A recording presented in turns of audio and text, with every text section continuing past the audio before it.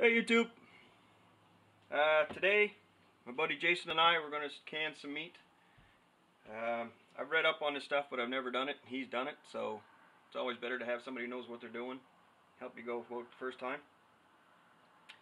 We're going to be, it's a big cooking day today. I cooked some beaver for some beaver stew. Going to make some chili, or spaghetti, probably spaghetti, out of deer meat, and we're going to do some bottling. So we're going to bottle beaver. So we've already got some cubed up here, and we're going to bottle a little bit of deer, and this is how we're going to bottle them. Now, Jason highly recommends that you don't use the ones with the shoulders, because once the meat's in there, if you try and dump it out, it's going to get caught in the shoulders and just clog up, which is just a nuisance factor. Not going to hurt the meat or anything. But the wide mouth jars are the ones to go, because then they dump out easy. Great thing about bottled meat is it's already cooked. So once it's like this, it's all cooked up, then you can eat it just like it is. Or you can pour it in a pan, fry it up a little bit, heat it up. You can add whatever you want to it, right? You can add vegetables to it, or you can just eat it the way it is, or you can eat it cold. So, except for the glass jar, if you take that with you in the woods and you can't get a fire going, you don't have to worry about any kind of contaminated meat, because you've got this.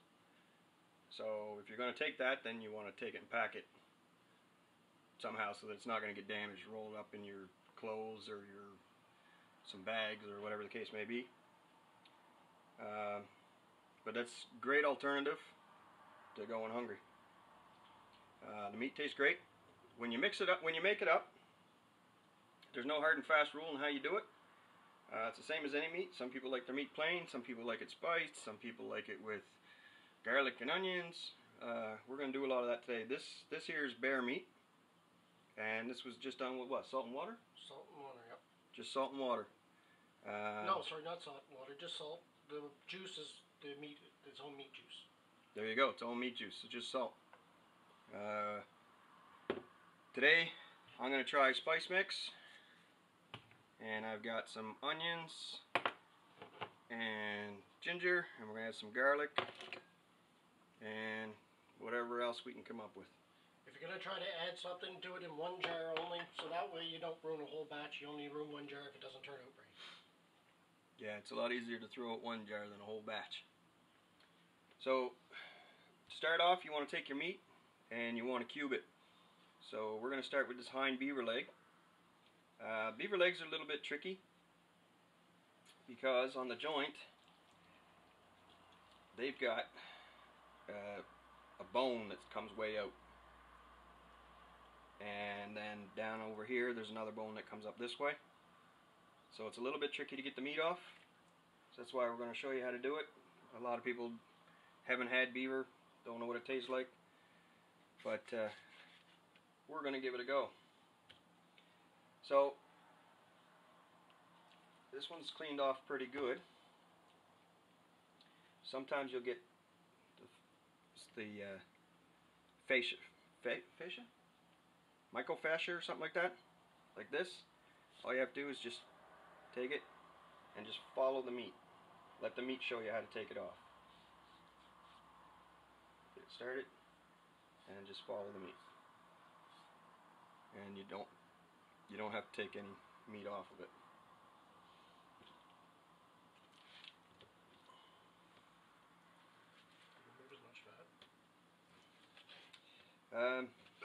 Beaver fat, it's up to you how much you want to remove or not remove. It does have a flavor, just a heads up. If you don't like the flavor, then you want to remove it. If you don't mind the flavor, then it's all good. So I'm cutting along here, and there's a bone spur right there. So we're going to cut down along it. Just the bones will tell you how to cut. Just bring her up like that.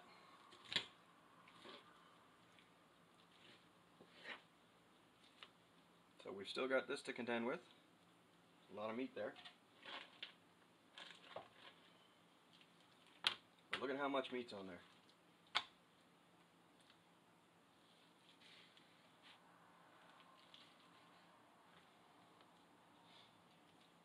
If you're going to be trapping beaver and you're going to be putting it in the freezer, leave the mycofascia and the fat on. And I may not be using the right term with mycofascia, but you know what I'm talking about. It protects it from freezer burn. This is a good way to clean out your freezer before next hunting season when you had a successful hunt last year. Bottle up your meat, empty the freezer for the new batch of meat. Which is exactly what we're doing. Okay, so there's a couple chunks of fat in there. It's up to you whether or not you want to leave it. For boiling, I recommend you remove as much as you can. When you don't remove it, then you'll get the fat inside, which adds flavor when you cook it up.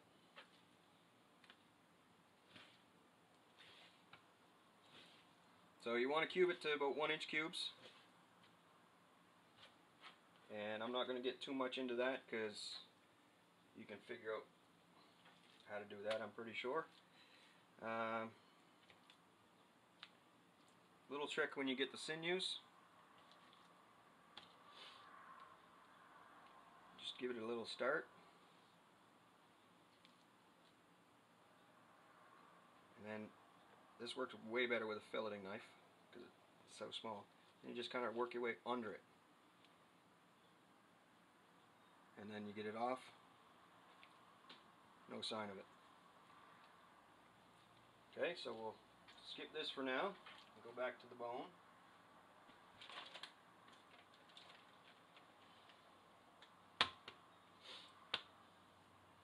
So there's a muscle running right along here, so you can follow that.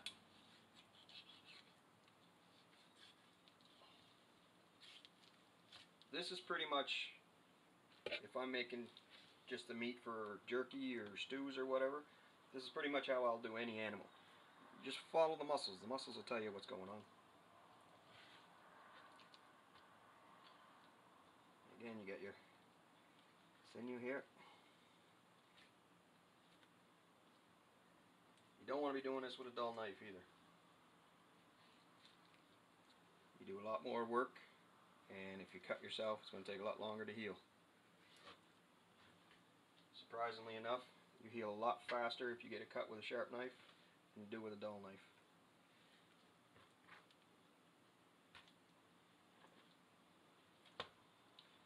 Now, right here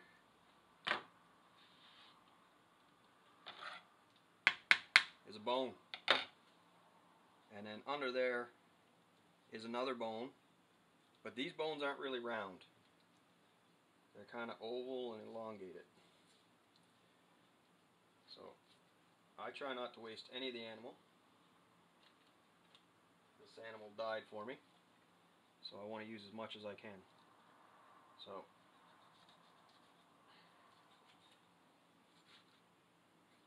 I'll work out what I can here. And there's another big chunk here. You can see there's another piece of bone right here underneath this sinew. So you can follow this little muscle here.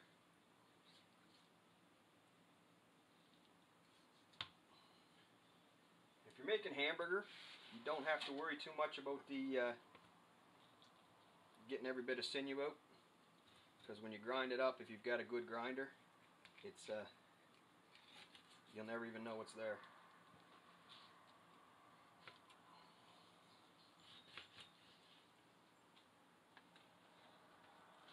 So you can see you got a big bone sticking up here, and you got a bone there, another big chunk of meat down here.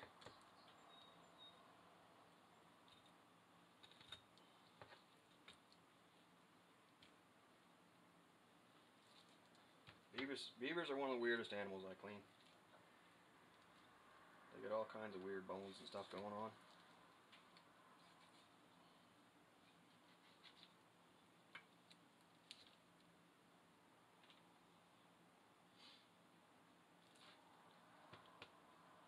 So there you go, you get a bone here, you get a bone sticking out here, you get a bone sticking out there.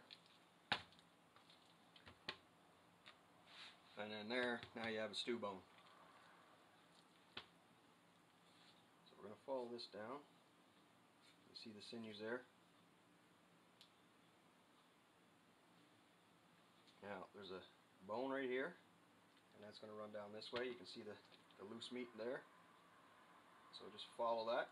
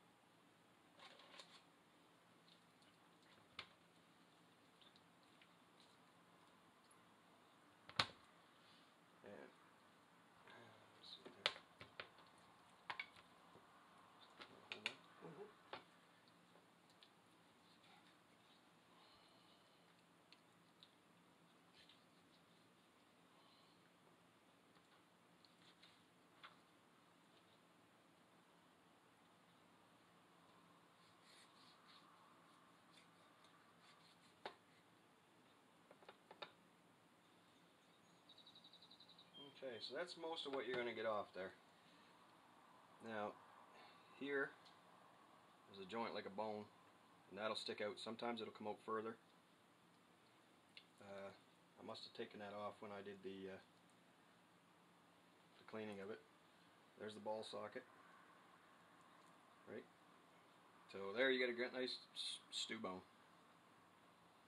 So we're going to continue on and get this all cubed up. And we'll bring you back. So this one here has one of the bones I was talking about. See that sticking out there? So again, I'll forego the explanation because we've already done the explanation.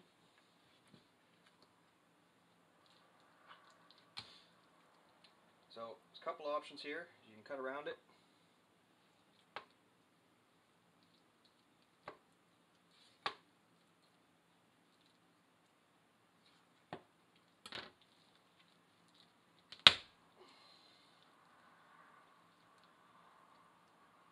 Now that broke instead of coming off the way I wanted it to. So just get down.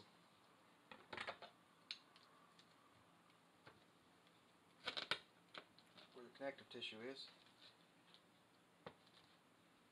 There you go.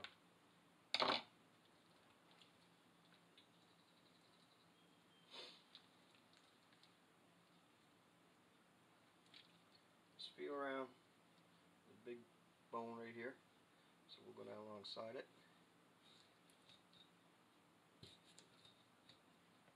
And when you're cutting a long bone, you don't want to be sharpening your knife every 10 seconds. Go with the bone. Don't drag your knife along the bone. You want to go like this.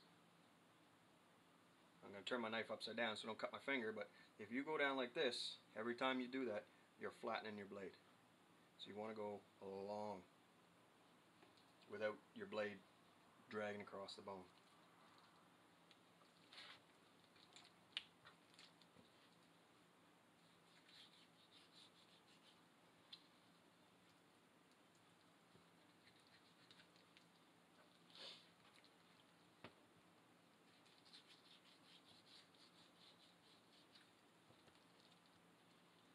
Now here's that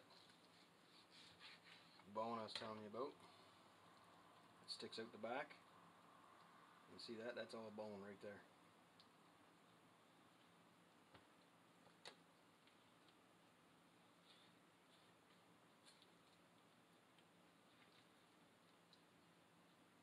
See, this is a front quarter. What we had was the back quarter.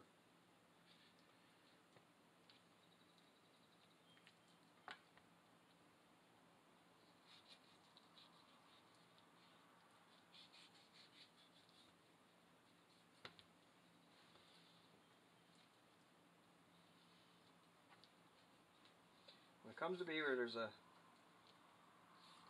fair bit of work, but there's a lot of meat. The only meat you're going to get is on the front quarter, the hind quarter, and the back straps.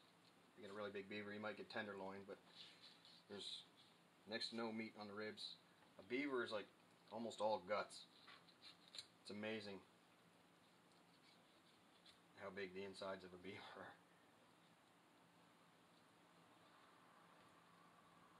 But I suppose if you're going to be processing wood on your insides, you need a good machine for that. So anyway, we're going to finish this up.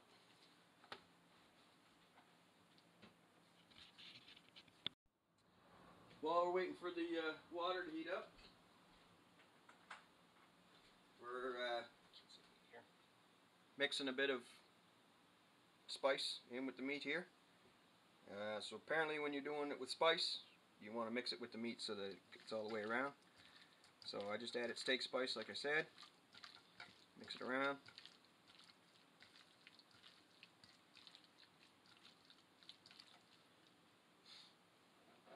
Teaspoon of salt. In each jar we have a teaspoon of salt. We're using per pint? Yeah. Per pint. There you go. Do you know what? Take it away, Jason. Yeah, so you want to basically mix the sea salt with a pint. I believe you go about 2 teaspoons with quarts. I don't do quarts because I have a small cooker.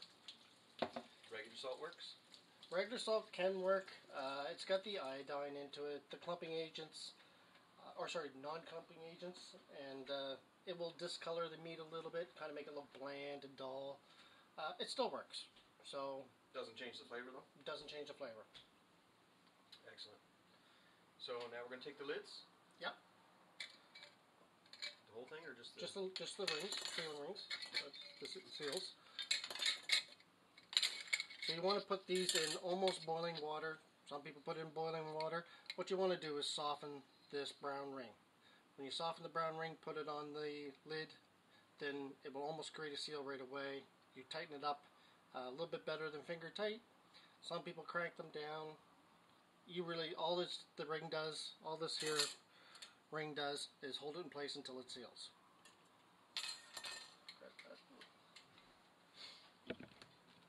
How long do we put it in for? Just to get it, that's about right heat, and we'll just turn it off, and we'll just leave it there until we're ready to use it. So if I take this, which is the bear meat that I did, I took the ring off. If I turn that upside down, it's sealed. So the ring is only doing it, all it's doing is holding it in place until it seals. So filling the bottles with these ones here. There's a line, a ridge around the edge there. You want to leave a little bit of headspace, so we're going to fill it up to there. And on these shouldered bottles, same idea, there's a ridge here, so we're going to fill it up to there. We're going to use this funnel so that we don't get any contamination on the ring, because if you have anything on that ring, this thing's not going to seal. So you want to put it in and you want to pack it down, and then we're going to put something down along the sides to get any air pockets out. So this is the spiced stuff.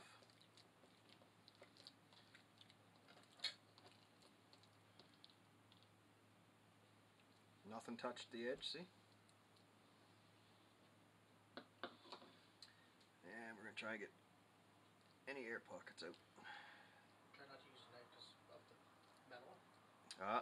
Now Jason said try not to use a knife because of the metal. Metal will add a flavor to it. Well, David's jarred it. Could chip the edge.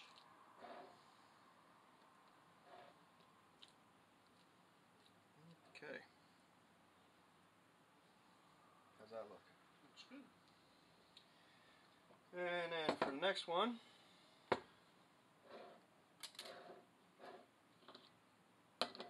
we're going to fill it about halfway.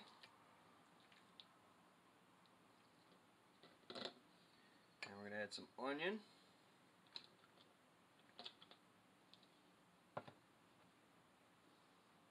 cloves of garlic, and a bunch of ginger.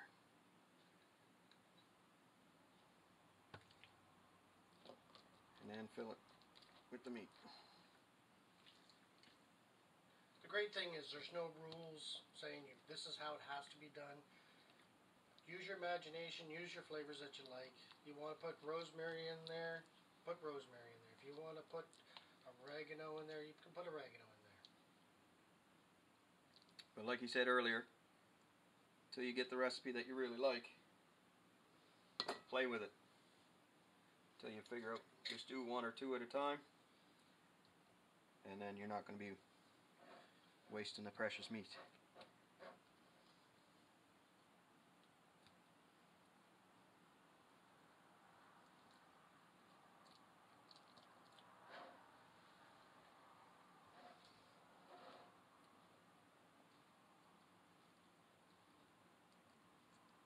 You want to try to jam that, maybe I'll use the other end, that non so spiky end. Jam that meat down into those air pockets. Try to get all those little pieces of air out. Air's not good for meat.